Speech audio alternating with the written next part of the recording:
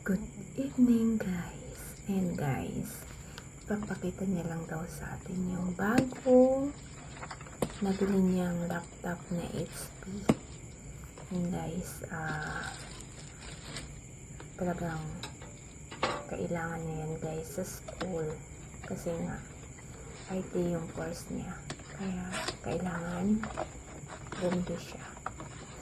And guys, ang pinangbili dyan ay from sa mga taong nagbigay sa kanya ng blue bills no 18th birthday niya. Tapos may ipon siya guys sa kanyang alkansya na 10k. Ayan, dinagdagan ko lang siya guys. Kaya ayan, nakabili siya ng 35,990 yung price niya guys. Kaya I'm proud kasi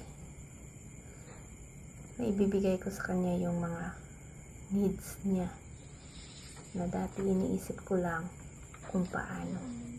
Ayun lang guys, thank you for watching.